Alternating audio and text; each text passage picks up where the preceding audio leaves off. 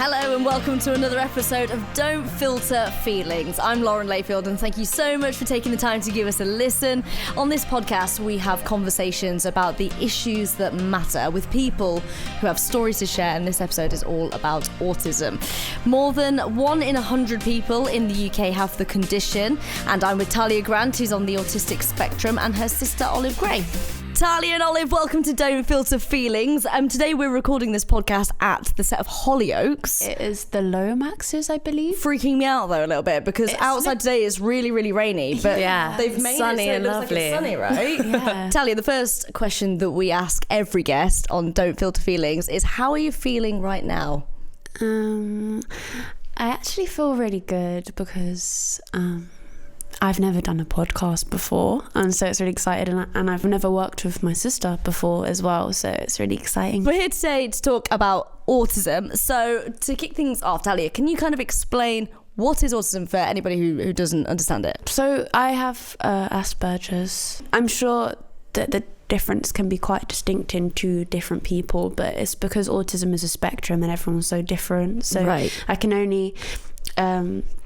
the way I see it is, for me, I am very sensitive to like noise, light, visually. I have really good eyesight, so it's kind of she doesn't want to boast, but she does. I hear everything and I taste everything, and I can walk in a room and be like, this room smells like wet sneezes. What? I can very easily see which I can pinpoint a smell. Okay, so let's any do it experience now. Because this room, I'm guessing this room has probably been here for many years. It's been used for lots of different things. It what smells are we getting? like, I don't want to say an IKEA because I know that IKEA has a certain smell, so I would say like a B&Q. It's more of a B&Q. B&Q is a tiny bit more woody. Yeah, it's way more. B&Q's woodier, but imagine it B&Q but on a set. Wood. It's more like a set. Yes. And you can get that specific between an IKEA and a B&Q. You can smell the difference. Yeah, I can. Okay, but what if something really stinks? Are you hypersensitive to that? Yeah, and you will know. Awful. It's really awful. I mean, if it's awful for anyone, then just imagine what it's like for me, just struggling in the scent. So the other day I was on a train and the toilet was out of order.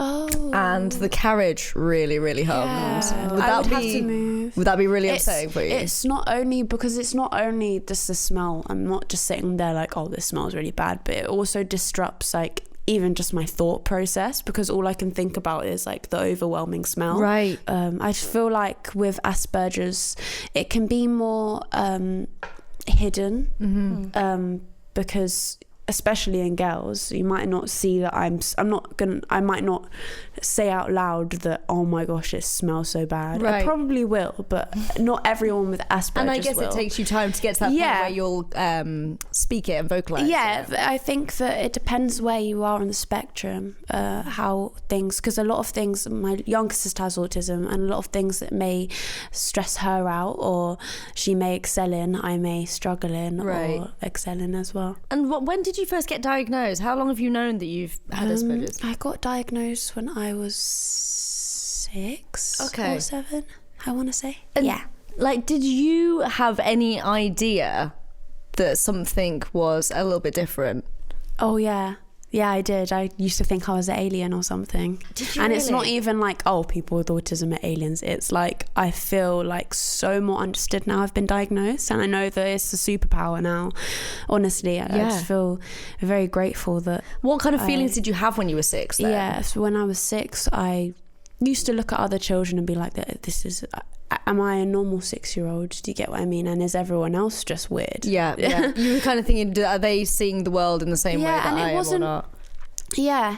It was always like, am I seeing things? How can I see things the way that they're seeing it? But I've grown to realise that it's not really myself that is struggling because of what I'm seeing or whatever. It's more other people's reaction. And before I was diagnosed and people didn't know that I had autism, even when I was diagnosed, people still treated me in a way that they shouldn't have. In what kind of way did they treat you then? Because I imagine it's quite difficult in school and things, yeah, right? so difficult. Because when it even comes to teachers shouting in class, I can feel like it's very directed towards me, or it's just very overwhelming when the whole class gets held behind and I didn't, and it was because one person did something wrong. But you took it personally. Yeah. It's overwhelming, things like that, being in school. How did the diagnosis actually happen? Like, was it something your teachers noticed? Was it something your parents noticed? Did you flag it up?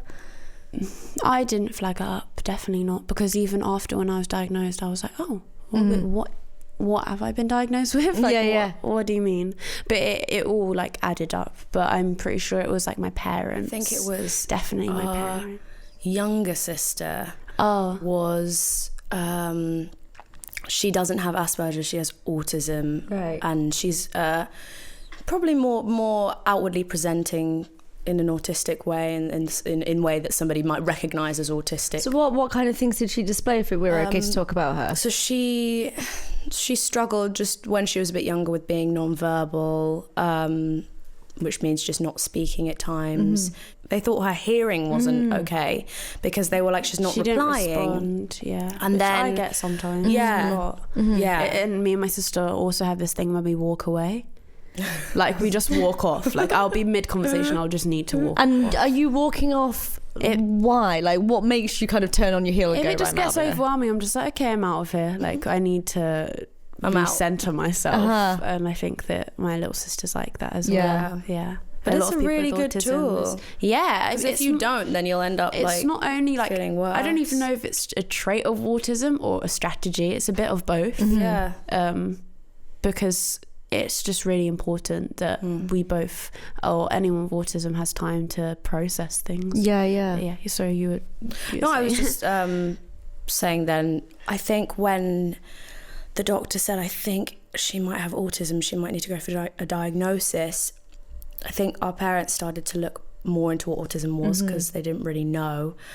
And then they were like, oh, we think Talia might have this as well, or some type of struggle with these things as well. And so they went for a diagnosis together, I think. And how many years difference is it between both of you? So I'm 7 years older than 7 years. So you 15 years older than our youngest. 11 years older than our youngest sister, and 15 years older than my older you're brother. the big sister. So did you notice anything? Like, obviously you would have been quite young at the time. Did you notice anything about the girls? Yeah. Let's be honest, did you ever think, I see something there? My parents basically had me and they were like, cool, this one's like a lot, so we're good.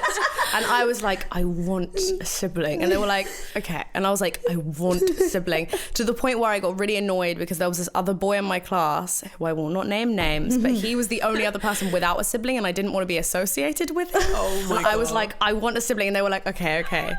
And I had a sister and I was like, ah! And Talia would just... Talia would literally sit there like... And I used to go this far away from her face when we were little, and I'd be like, so close. I'd be like, I know that you're in there. Yeah. I'd be like, you used to go up to me and be like, are you a robot? I used to think that they were spies watching me. I used to be like, I know you're watching me. You're not going to catch me out.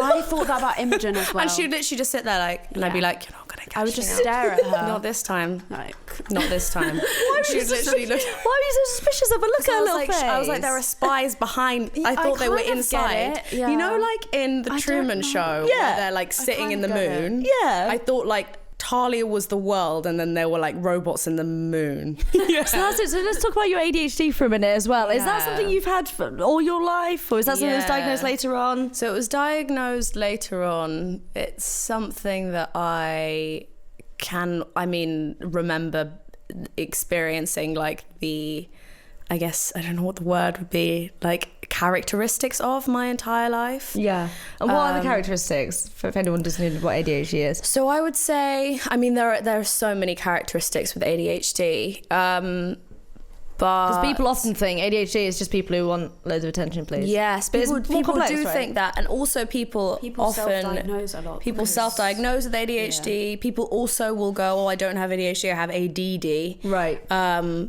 Which I would, say same, but it's not called that anymore. The H is in brackets because even if somebody doesn't present in an outwardly hyperactive way, that doesn't necessarily mean they don't have inward hyperactivity. Sure. I might seem really calm sitting here right now, but my brain is going like 1,000 miles an hour. That's so interesting. Yeah, she has. Our sister has autism and ADHD. Right. So I think that that's like a definite common misconception. I also think that a common misconception is that it's the naughty child. And I wasn't really a naughty child. I think that I struggled with concentration. And because I struggled with concentration, teachers attributed that to naughty behaviour. Right. And I think that once you get labelled as a naughty kid, even if it doesn't come from any naughtiness, it's hard not to then live up to that. It's like a stereotype, it's like a self-fulfilling prophecy. Sure.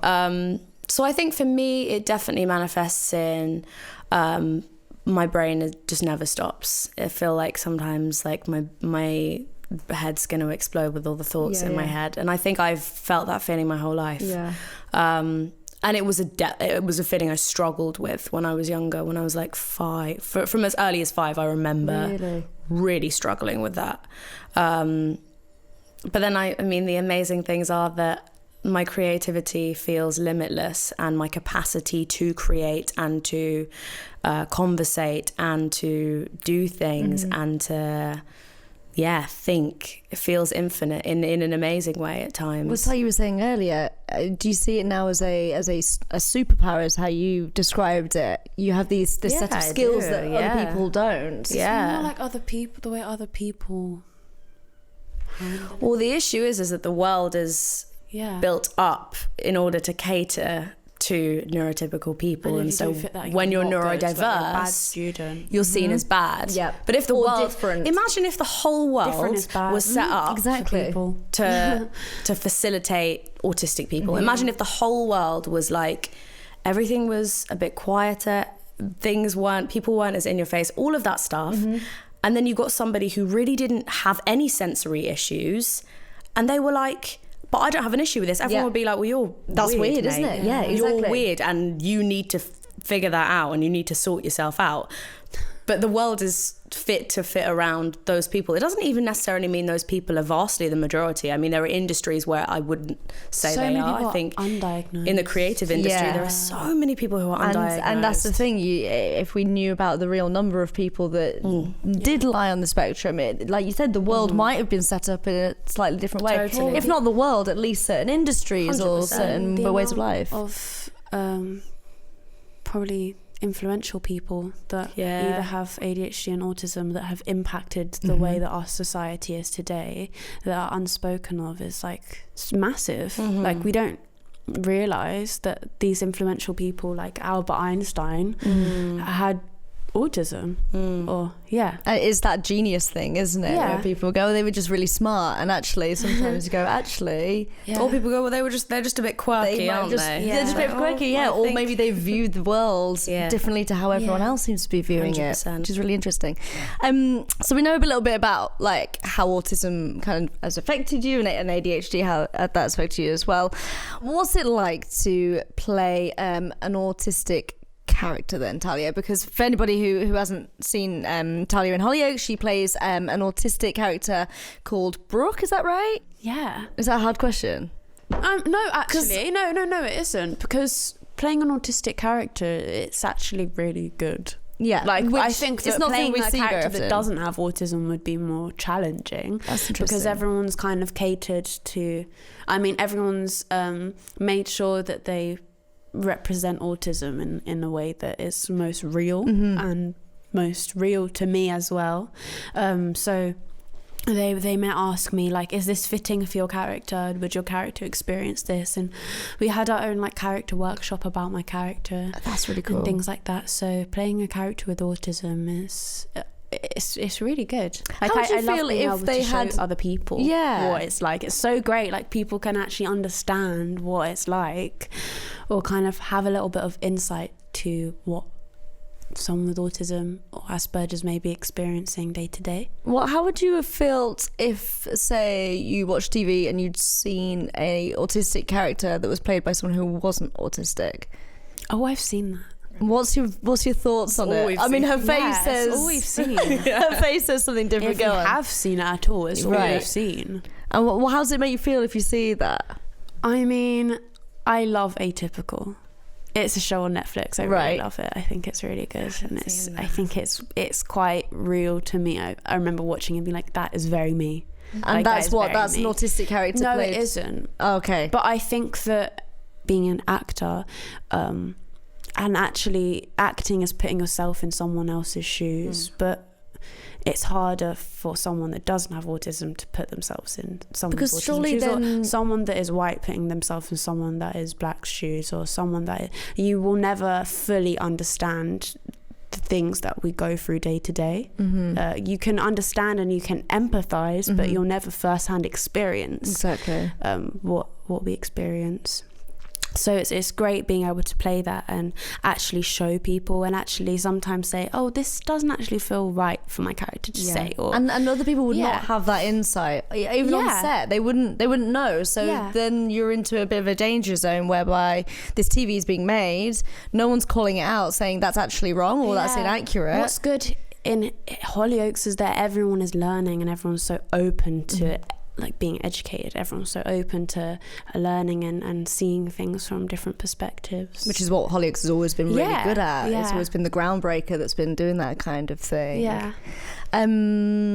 One stat I'd like to read to you to see what you think on this. This is research done by the National Autistic Society, and they found that 37% of people who've been diagnosed with autism have been forced or manipulated to do something that they didn't want to do by someone they thought of as a friend. What do you feel about that, Talia? I'm definitely like a part of that percentage. Have you had an experience of that then? For sure, multiple times. What? Can you give us an example? You want the tea? I'd love the tea. The tea. So, I mean, I got really badly bullied during primary school, up until secondary school. But the shift in the way that it made things even more difficult, because the way that I was bullied in primary school was not the same way in secondary. I think especially in secondary I was more under pressure. So you felt like you were made to do things? I think during secondary, because everyone's kind of growing into themselves. I mean, to be honest, you're growing into yourselves when you're like in really old, but I think you learn a lot more in secondary. I was definitely more like open to influences, and even when I came into secondary school, it's so different when you actually come into that environment, because people were just, it's like nowhere else, and it's not like when you're working. One thing that everyone goes through in secondary school anyway is that you want to impress your mates. And if your thing to impress your mate is to go and pick on somebody is, I don't want to use the word vulnerable because you're clearly not vulnerable. Do you know what I mean? But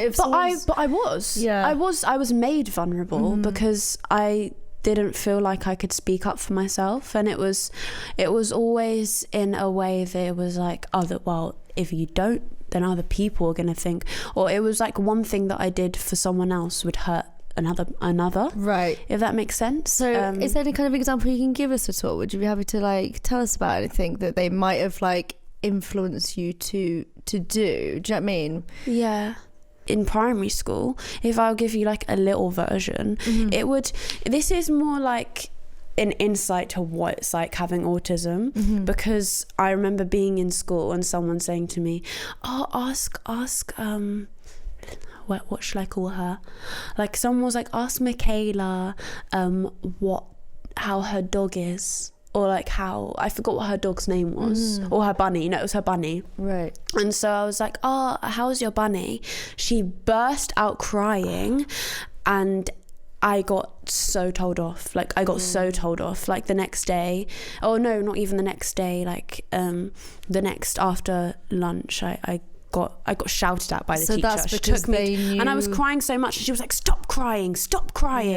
And I didn't know why I was getting told off. And the person who had told me to ask her didn't get told off at all. So and it was like because her rabbit had just died, and I didn't even know that. So they'd literally like, they knew that information. Yeah. And they just wanted to see what had happened if they sent you into that situation. Yeah. It's like, what is the outcome? What are you achieving? And clearly they knew that you would kind of just do it. I was, but in secondary it was kind of like that, but on a bigger scale. Right. Where it would really, I mean, that did probably, at the time, it really probably did affect me for like a week after that. And like but in said, secondary, it was an ongoing battle with everyone. That it was like once I was done with this student, it was like another student was on to me, and it was just like a constant attack. People behave like that. I know peer pressure is one thing in schools, but why do you think they would choose you to be the person they'd gone do those things for? I mean, people knew that I had autism. People knew that I had a helper, and they thought that was funny. They knew that I was bottom set maths, and to them that meant that I was the easy target, because apparently that means that I'm not intellectual in any other way. It's more whatever is easy target. I think people project their own insecurities onto others, so I don't even want to be that person that's like they're jealous, but they genuinely are jealous of you. Like if you're going through bullying, like 8 times out of 10 they're just jealous because you have something that they don't have. And it's like I went from being so carefree, and people saw that and projected their own self-hate onto me, and that's a really interesting thing. Made me a clone into them. You had that carefree kind of attitude, and I think when you go into secondary school, a lot of normal kids, I use quotation marks for that, they're not carefree because they're too worried about what other people think of them, and maybe there's a possibility they could see you just getting on with your life and doing your thing. And it's not helpful when you're told that the outside world is worse, because it makes you afraid of all people, and it makes you afraid to talk to adults as well, because it kind of feels like, oh, my problems are probably just silly. And you said that obviously like this is something that it didn't just happen like occasionally, so it happened quite often. What's the effect of when that happens and happens and happens and happens and happens? Does it build up? 100%. Yeah, it really does build up. Well, thankfully for me, I had my mum and my dad to support me, and my whole family. And my sister is very like she's like she giggles at this. You're being sweet about her. I just remember in primary school her like say, I'll give them a wedgie at the cake sale. If I see them at that cake sale, I will give them a wedgie. I'm just defensive. Clearly she will pull your pants over your head if you mess with her sister. There are people that I still don't talk to because they were mean to Talia in nursery. It's really? Or even reception, nursery. It's because I don't understand why. It's because I have nothing like mean to say, and it's like, why? It's just so horrible. But if someone's mean to me, I'm literally like, that's okay. What was it like for you? Like you said, you're a good few years older than Talia, so you must have been really protective. What was it like for you knowing that stuff? Because I'm guessing you knew kind of this stuff was going on. I mean, you feel powerless. You feel like you can't do anything, and it's scary. And also I think that like it's all well and good being like, I'm gonna do this and do that, and I think a lot of parents feel that as well.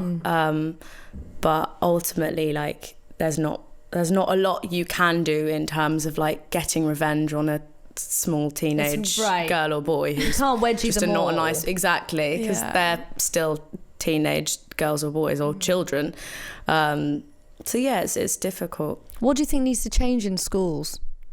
What would have made your experience better? I think just more accommodation for the students with special needs, or any students that may be struggling. I think that every teacher should hear them out, and every teacher should keep an eye out on the students that aren't being friendly to others, because it is a big thing.